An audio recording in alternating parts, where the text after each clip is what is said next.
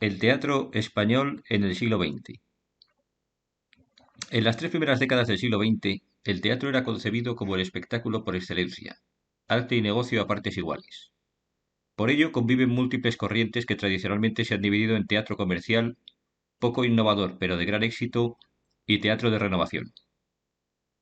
La figura más importante del teatro comercial fue Jacinto Benavente, un autor muy prolífico que compuso principalmente dramas burgueses. En estas obras, Benavente presenta una crónica amable de las preocupaciones y prejuicios burgueses mediante una fina ironía.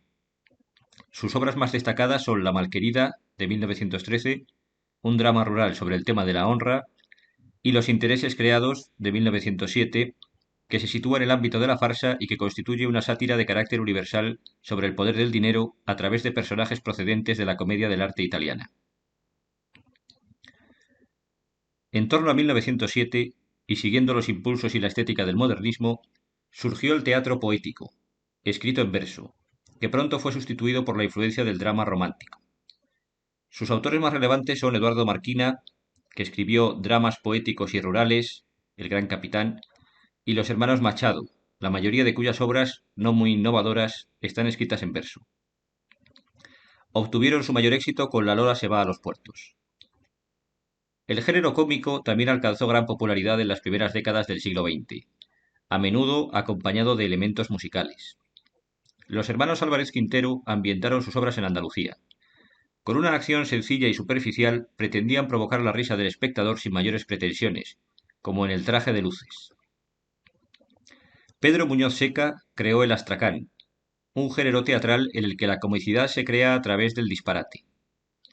Es muy célebre su parodia de las comedias de capa y espada La venganza de Don Mendo, de 1918. Por último, Carlos Arniches fundó la tragedia grotesca, que opone la comicidad externa con la gravedad en el contenido, con el objetivo de denunciar la realidad española. Su obra más importante es La señorita de Trevélez, de 1916.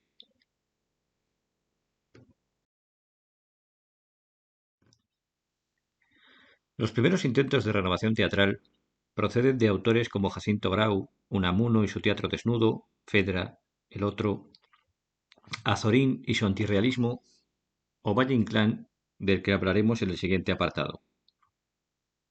Algunos autores de la generación del 27, Lorca, del que hablaremos más adelante, Alberti, junto a otros nacidos en esos mismos años, como Max Aub o Alejandro Casona por una parte y Jardiel Poncela y Miura por otra, se lanzaron con entusiasmo a la tarea de renovar el teatro, considerado como un vehículo esencial para la transmisión de la cultura. Por ello crearon grupos de teatro itinerantes como la Barraca de Lorca. La obra teatral de Alberti hunde sus raíces en la tradición lírica española y en la literatura del Siglo de Oro, como los autos sacramentales. Gran parte de su obra contiene una gran carga política.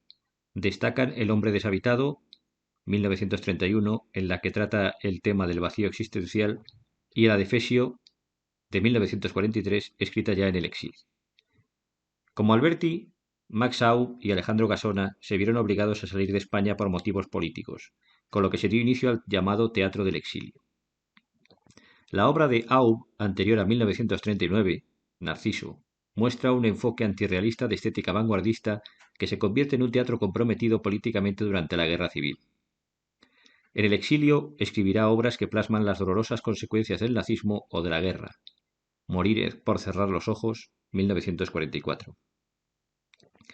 El teatro de Casona apenas varía en cuanto a sus planteamientos. Desde sus inicios combina fantasía y realidad en unos textos escritos con un lenguaje poético cargado de un gran simbolismo de raíces populares. Ya era conocido en España antes de la guerra, La sirena varada en 1934, pero su obra más valorada es La dama del alba, estrenada en 1944 en su exilio argentino. En el teatro del humor destacaron las figuras de Enrique Jardiel Poncela y Miguel Miura, que apostaron por renovar el teatro cómico con un humor que roza el absurdo. De hecho, para algunos autores, Jardiel Poncela es el predecesor del teatro del absurdo en su versión cómica. Con Cuatro corazones con freno y marcha atrás, 1936, inicia un teatro de lo inverosímil con comedias como Eloísa está debajo de un almendro o Los ladrones somos gente honrada. Jardiel pretende que el espectador se ría superficialmente, que se evada de su realidad. Para conseguirlo, propone temas imaginativos en los que se entrelazan técnicas de la novela policíaca y un lenguaje pleno de recursos cómicos basados en el equívoco y los juegos de palabras.